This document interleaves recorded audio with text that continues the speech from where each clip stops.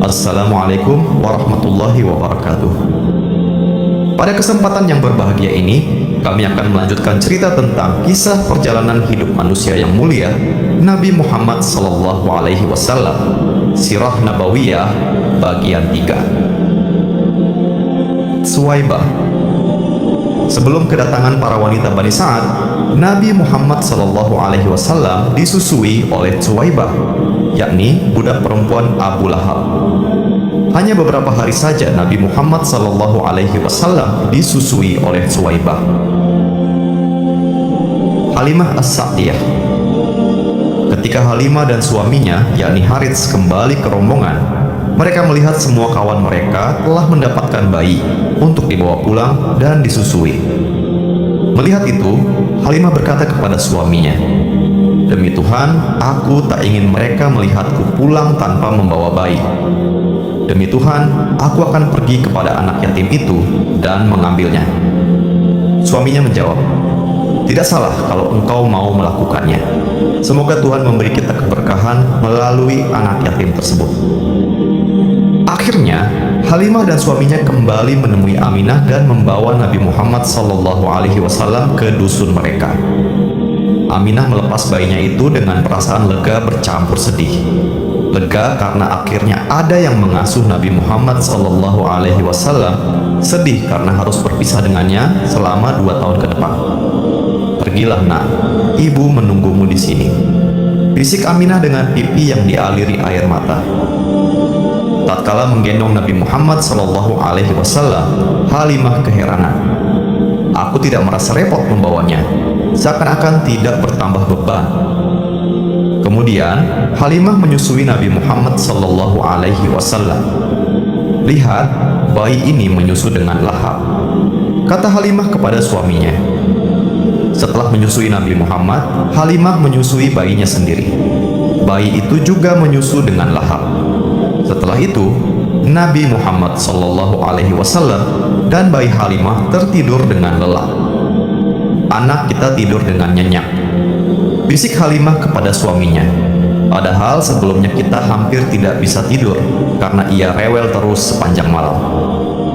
Malam itu, keduanya bertambah heran karena unta tua mereka ternyata kini menghasilkan susu. "Engkau tahu, wahai Halimah, sebelum ini unta tua kita tidak menghasilkan susu setetes pun," gumam Harits. Suami istri itu meminum air susu unta sampai kenyang. "Malam ini benar-benar malam yang indah," kata Halimah kepada Harits. "Bayi kita tertidur lelap dan kita pun bisa beristirahat dengan perut kenyang. Demi Allah, tahukah engkau, wahai Halimah, engkau telah mengambil anak yang penuh berkah. Demi Allah, aku pun berharap demikian." Kebanggaan Rasulullah. Lingkungan di Bani Sa'ad benar-benar sangat murni. Kelak, Rasulullah SAW pun dapat berkata dengan bangga, "Aku adalah keturunan Arab yang paling tulen, sebab aku anak suku Quraisy yang disusui di Bani Sa'ad bin Bakr." Keberkahan. Keberkahan yang dibawa oleh Nabi Muhammad SAW waktu kecil tidak berhenti sampai di situ. Ketika dalam perjalanan kembali ke dusun Bani Sa'ad, terjadi hal yang mengherankan. "Suamiku, tidakkah engkau melihat hal yang aneh pada keledai tungganganku?" tanya Halimah. "Saat kita pergi, keledai ini berjalan pelan sekali, tetapi kini ia dapat berjalan cepat seolah tak kenal lelah. Padahal beban yang dibawanya cukup berat. Keledai itu berjalan cukup cepat sehingga bisa menyusul dan melewati rombongan wanita Bani Sa'ad lainnya yang telah berjalan lebih dulu." Halimah putri Abu Tu'aib panggil para wanita itu keheranan. "Tunggulah kami, bukankah ini keledai yang engkau tunggangi saat kita pergi?" "Demi Tuhan, begitulah," balas Halimah. "Ini memang keledaiku yang dulu. Demi Tuhan, keledaimu itu kini bertambah perkasa." Ketika tiba di rumah, Halimah dan Harits tambah terkejut. "Sepetak tanah kita," bisik Halimah tak percaya. "Sepetak tanah kita ini jadi begitu hijau dan subur, padahal saat kita berangkat, tidak ada sepetak tanah pun yang lebih gersang dari ini." "Domba-domba juga," seru Harits. "Domba-domba kita jadi gemuk dan susunya penuh. Kini kita dapat memerah dan meminum susu mereka setiap hari."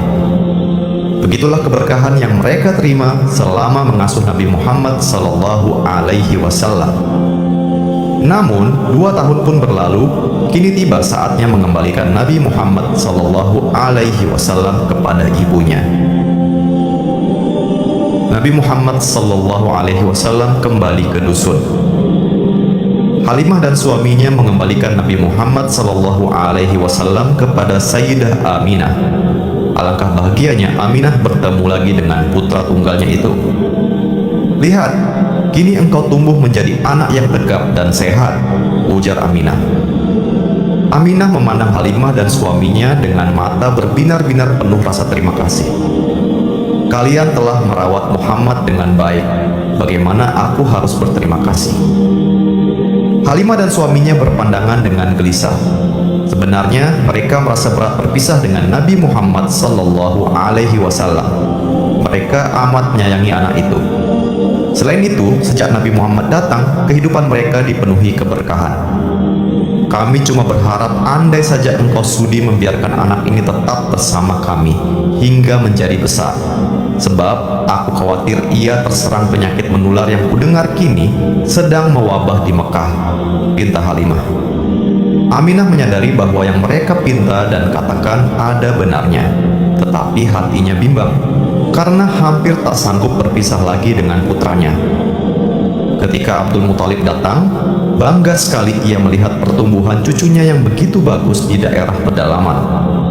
Beliau berkata, "Aku ingin Muhammad kembali ke dusun Bani Sa'ad sampai ia berusia 5 tahun, agar ia di sana belajar berkata-kata dan telinganya terbiasa mendengarkan bahasa Arab yang murni dengan fasih pula." Aminah mengerti bahwa ia harus kembali melepas Nabi Muhammad Sallallahu Alaihi Wasallam demi masa depan putranya sendiri. "Beri aku waktu beberapa hari bersama putraku. Setelah itu bolehlah kalian membawanya kembali," kata Aminah. Akhirnya Nabi Muhammad Sallallahu Alaihi Wasallam pun dibawa kembali ke dusun Bani Sa'ad. Namun di sana ia mengalami sebuah peristiwa yang sangat mengguncangkan. Pembelahan dada. Peristiwa itu terjadi tidak lama setelah keluarga Halimah kembali ke pedalaman. Saat itu umur Nabi Muhammad belum genap 3 tahun. Hari itu Nabi Muhammad kecil ikut menggembalakan kambing bersama saudara-saudaranya. Tiba-tiba salah seorang putra Halimah datang berlari sambil menangis. "Ada apa?" tanya Halimah dan suaminya dengan panik. "Saudaraku yang dari Quraisy itu, dia diambil oleh seorang laki-laki berbaju putih. Dia dibaringkan, perutnya dibelah sambil dibalik-balikkan." Halimah dan Haris segera berlari mencari Nabi Muhammad Sallallahu Alaihi Wasallam. Mereka menemukan anak itu sedang sendiri dengan wajah pucat pasi. Halimah dan suaminya memperhatikan wajah Nabi Muhammad baik-baik. "Apa yang terjadi padamu, wahai anakku?" tanya mereka. "Aku didatangi oleh seorang laki-laki berpakaian putih. Aku dibaringkan, lalu perutku dibedah. Mereka mencari sesuatu di dalamnya. Aku tak tahu apa yang mereka cari." Tanpa bertanya lagi, Halimah segera membawa Nabi Muhammad Sallallahu Alaihi Wasallam pulang. Hatinya dipenuhi kecemasan. "Aku takut Muhammad didatangi dan digoda oleh jin," kata Halimah kepada suaminya. "Lebih baik kita membawanya kembali ke Mekah," jawab Harits. Percakapan dengan Halimah. Karena kejadian itu, Halimah kembali ke Mekah dan menyerahkan Nabi Muhammad Sallallahu Alaihi Wasallam kepada ibunya. Aminah menerima kedatangan mereka dengan rasa heran. "Mengapa engkau mengantarkannya kepadaku, wahai ibu susuan? Padahal sebelumnya engkau meminta ia tinggal denganmu." "Ya," jawab Halimah, "Allah Subhanahu wa Ta'ala telah membesarkan Muhammad. Aku sudah menyelesaikan apa yang menjadi tugasku. Aku merasa takut karena banyak kejadian terjadi padanya. Jadi, aku kembalikan kepadamu seperti yang engkau inginkan." "Sebenarnya apa yang terjadi?" tanya Aminah. "Berkatalah dengan benar kepadaku." Halimah terdiam sejenak, lalu bercerita dengan rasa berat. ada dua orang berbaju putih membawanya ke puncak bukit. Mereka membelah dan mengeluarkan sesuatu dari dalam dadanya. Setelah berkata demikian, Halimah mengangkat wajahnya memandang Aminah, tetapi ia terkejut melihat wajah Aminah yang tenang. "Apakah engkau takut setanlah yang mengganggunya?" tanya Aminah. Halimah mengangguk. "Itulah sebenarnya yang membuatku khawatir, sehingga cepat-cepat mengembalikannya kepadamu." Aminah menarik nafas dan berkata kepada Halimah, "Setan tidak akan mendapatkan jalan untuk masuk ke dalam jiwa Muhammad. Sesungguhnya, anakku akan menjadi orang besar di kemudian hari. Ketika aku mengandungnya, aku melihat sinar keluar dari perutku. Dengan sinar tersebut, aku bisa melihat istana-istana Busra di Syam menjadi terang benderang. Demi Allah Subhanahu wa Ta'ala, aku belum pernah melihat orang mengandung yang lebih ringan dan lebih mudah seperti yang kurasakan. Ketika aku melahirkannya, ia meletakkan tangannya di tanah dan kepalanya menghadap ke langit." Halimah mendengar semua itu dengan takjub. Aminah menyentuh tangan Halimah dan berkata dengan lembut, "Biarkan ia bersamamu dan pulanglah dengan tenang." Nabi Muhammad SAW pun kembali dibawa pulang. Namun, lagi-lagi terjadi sebuah peristiwa yang membuat Halimah benar-benar khawatir dan mengembalikan Nabi Muhammad SAW kepada ibunya. Orang-orang Habasyah. Saat itu, usia Nabi Muhammad SAW sudah 5 tahun. Beliau sedang berlari mengejar saudara-saudaranya, yaitu anak-anak Halimah yang sedang menggembala kambing. "Kak, tunggu!" seru Nabi Muhammad sambil berlari menuruni bukit.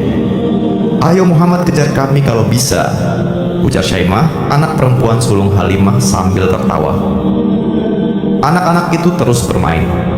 Diam-diam, ada beberapa orang Nasrani dari Habasyah yang sedang memperhatikan mereka. "Lihat Kak, itu ibu datang," seru Nabi Muhammad SAW. Anak-anak menoleh dan memekik senang melihat Halimah datang menjemput. Namun, wajah Halimah tampak khawatir. Ia mencurigai beberapa bayangan yang sedang mengintai sambil berbisik-bisik di kejauhan. Hatinya makin berdebar ketika orang-orang Habasyah itu datang mendekat. Tanpa memedulikan dirinya, mereka langsung mendekati Nabi Muhammad SAW. "Paman mau apa?" tanya Nabi Muhammad SAW. "Berbaliklah nak, kami ingin melihat punggungmu," perintah salah seorang dari mereka. Nabi Muhammad membalikkan badan, lalu orang-orang Habasyah itu saling pandang dengan wajah terkejut. Tanpa berkata apa-apa lagi, mereka berbalik ke tempat semula dan kembali berunding berbisik-bisik. "Kalian bermainlah lagi, ibu akan mencari tahu apa yang mereka bicarakan," kata Halimah kepada Nabi Muhammad SAW dan saudara-saudaranya. Diam-diam, Halimah mendekati tempat orang-orang Habasyah itu berada dan terkejut mendengar apa yang mereka katakan. "Kita harus merampas anak ini dan membawanya kepada raja di negeri kita. Kita telah mengetahui seluk-beluk tentang dia. Ada tanda di punggungnya yang meramalkan anak ini kelak akan menjadi orang besar." Halimah pun menjauh dari mereka. "Aku harus melarikan Muhammad dari mereka sekarang juga," kata Halimah dengan gelisah. Tanda-tanda Rasul terakhir pada Injil. Orang-orang Nasrani Habasyah itu tahu bahwa seorang Rasul terakhir akan dibangkitkan dan mereka diperintahkan mengikutinya, seperti yang tertera pada Injil di bagian Kitab Ulangan 18 ayat 15 sampai 22, bahwa seorang nabi di antara kamu dari antara segala saudaramu dan yang seperti aku ini, yaitu akan dibangkitkan oleh Tuhan Allahmu bagi kamu, maka dia haruslah kamu dengar. Nabi Muhammad SAW menghilang. Halimah cepat-cepat mengajak Nabi Muhammad SAW untuk pergi. Namun dari kejauhan, orang-orang Habasyah itu terlihat bergegas mengikuti mereka. Untunglah Halimah mengenal daerah itu dengan baik, sehingga mereka bisa melepaskan diri dari kejaran orang-orang Habasyah walaupun dengan susah payah. Di Tidak lama kemudian, Halimah berkemas menyiapkan Nabi Muhammad untuk segera kembali ke Mekah. Sedih sekali rasanya Nabi Muhammad Sallallahu Alaihi Wasallam harus berpisah dengan saudara-saudaranya, yakni Syaimah, Unaisah, dan Abdullah. "Wahai Muhammad, jangan lupakan kami," pinta Syaimah dengan mata berkaca-kaca. Nabi Muhammad mengangguk sambil memeluk mereka satu persatu.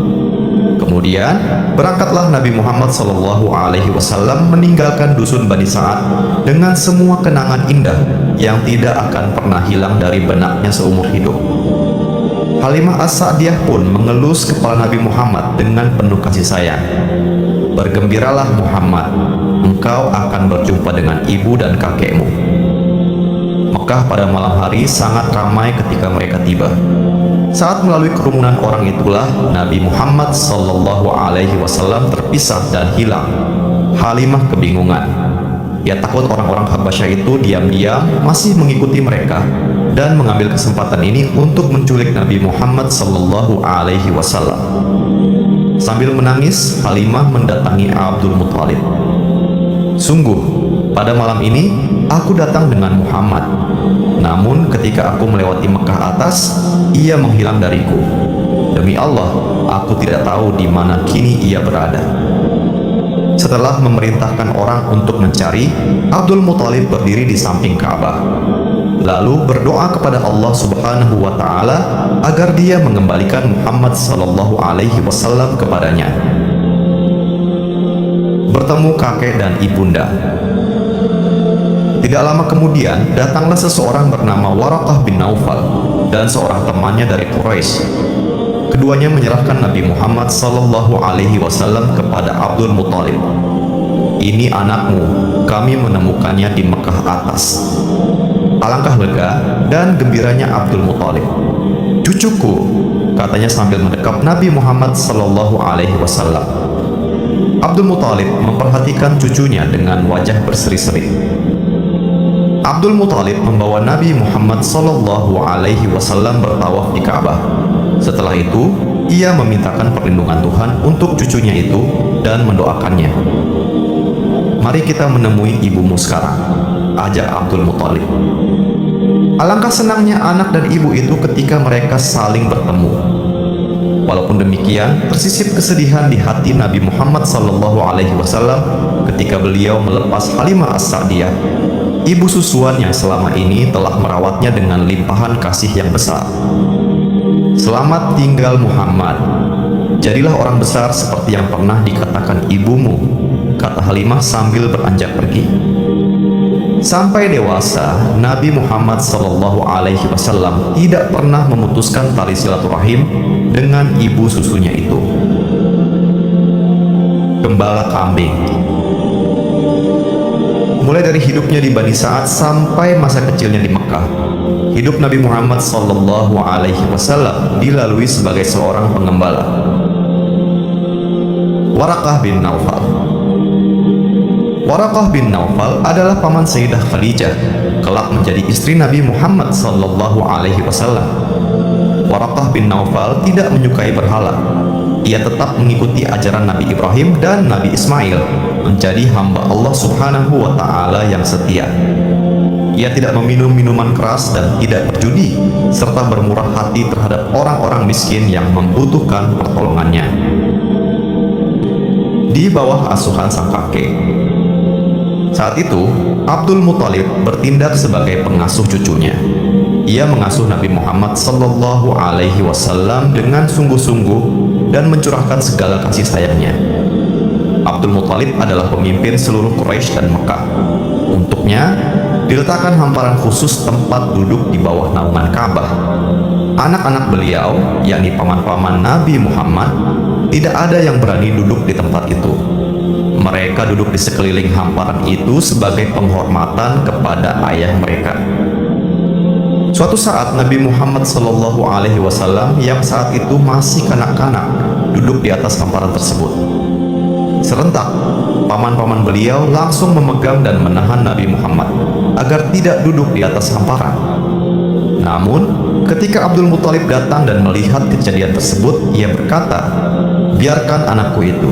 "Demi Tuhan, sesungguhnya dia akan memiliki kedudukan yang agung." Kemudian Abdul Muthalib duduk di atas hamparan tersebut sambil memangku Nabi Muhammad SAW dan mengelus-elus punggungnya dengan penuh kasih sayang. Abdul Muthalib bergembira dengan apa yang dilakukan cucunya itu. Lebih-lebih lagi, kecintaan kakek kepada cucunya itu timbul ketika Aminah kemudian berniat membawa Nabi Muhammad SAW ke Yasrib untuk diperkenalkan kepada saudara-saudara ibunya dari keluarga Najjar. Perjalanan ini juga bertujuan untuk berziarah ke makam Abdullah, yakni ayahanda Nabi Muhammad SAW. Sudah lama Aminah memendam keinginan untuk melihat makam suami tercintanya itu. Kini, ia akan berangkat dengan ditemani putranya seorang. Aminah wafat. Dalam perjalanan itu, Aminah membawa Ummu Aiman, yaitu budak perempuan peninggalan Abdullah. Sesampainya di Yatsrib, mereka disambut oleh saudara-saudara Aminah. Kepada Nabi Muhammad SAW diperlihatkan rumah tempat ayahnya meninggal dulu serta tempat ia dikuburkan. Itu adalah saat pertama Nabi Muhammad benar-benar merasa dirinya sebagai anak yatim. Apalagi beliau mendengar ibunya bercerita panjang lebar tentang sang ayah tercinta yang setelah beberapa waktu tinggal bersama kemudian meninggal dunia. Di kemudian hari, yakni setelah hijrah, pernah juga Rasulullah SAW menceritakan kepada sahabat-sahabatnya tentang kisah perjalanan masa kecil beliau ke Yatsrib yang saat itu telah berubah nama menjadi Madinah. Rasulullah amat terkenang dengan perjalanan bersama ibunya itu. Kisah perjalanan penuh cinta pada Madinah dan kisah penuh duka pada orang yang ditinggalkan keluarganya. Sesudah cukup sebulan tinggal di Madinah, mereka pun bersiap pulang. Mereka berjalan dengan menggunakan 2 ekor unta yang membawa mereka dari Mekah. Akan tetapi, di tengah perjalanan, di sebuah tempat bernama Abwa, Aminah menderita sakit hingga kemudian meninggal di tempat itu. "Ibu, ibu!" panggil Nabi Muhammad SAW kepada ibunya yang sudah wafat. Dalam pelukan Ummu Aiman, dengan air mata meleleh, Nabi Muhammad SAW menyaksikan tubuh ibunya dikuburkan di tempat itu. Pada usia 6 tahun, Nabi Muhammad SAW telah menjadi seorang anak yatim piatu. Wafatnya Abdul Muthalib. Nabi Muhammad SAW dibawa pulang oleh Ummu Aiman. Beliau pulang sambil menangis, hatinya pilu karena kini sebatang kara. Nabi Muhammad SAW makin merasa kehilangan. Beliau menjalani takdir sebagai seorang anak yatim piatu. Terasa olehnya hidup yang makin sunyi dan semakin sedih. Baru beberapa hari yang lalu, beliau mendengar dari ibunya cerita keluhan duka kehilangan ayahandanya semasa beliau dalam kandungan. Kini, beliau melihat sendiri di hadapannya, ibunya pergi untuk tidak kembali lagi, sebagaimana ayahnya dulu. Nabi Muhammad SAW yang masih kecil itu, kini memikul beban hidup yang berat, sebagai seorang yatim piatu. Ketika tiba di Mekah, Abdul Muthalib menyambut kedatangan cucunya itu dengan rasa iba yang dalam. Kecintaan Abdul Muthalib pun semakin bertambah kepada Nabi Muhammad SAW. Rasa duka Nabi Muhammad SAW mungkin agak ringan apabila kakeknya, yaitu Abdul Muthalib, dapat hidup lebih lama lagi. Namun Allah Subhanahu wa Ta'ala sudah berkehendak lain. Pada usia 80 tahun, sang kakek pun meninggal dunia. Saat itu, Nabi Muhammad SAW berusia 8 tahun.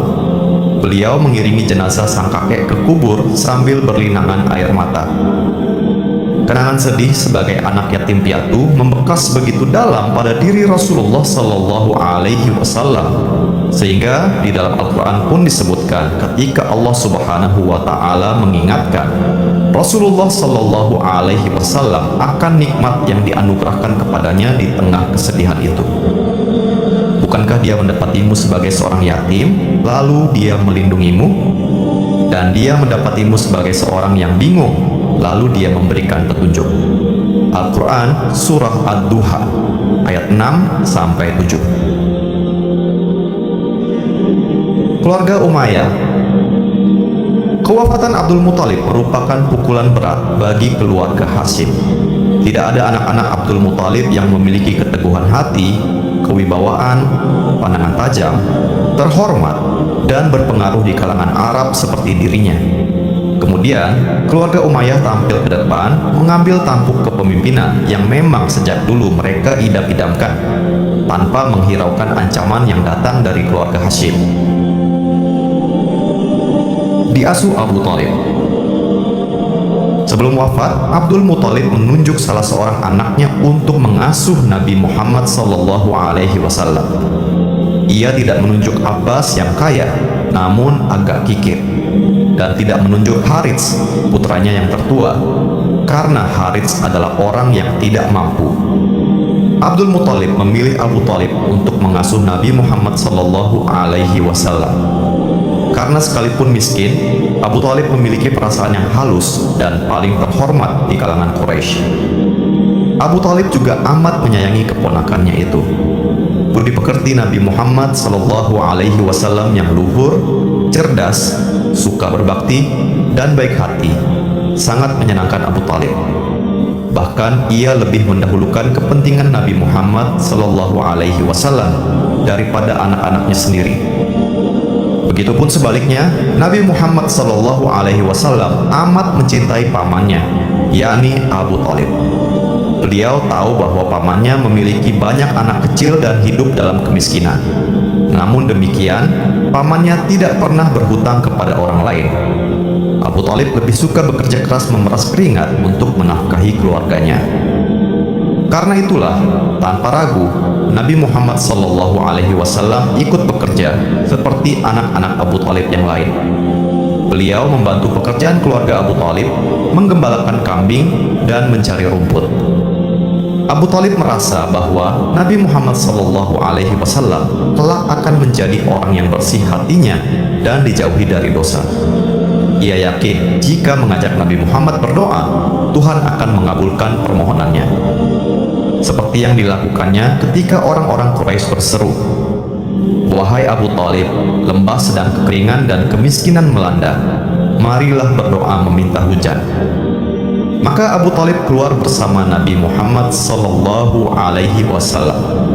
Ia menempelkan punggung Nabi Muhammad SAW ke dinding Ka'bah dan berdoa. Kemudian, mendung pun datang dari segala penjuru, lalu menurunkan hujan yang sangat deras hingga tanah di lembah-lembah dan di ladang menjadi gembur.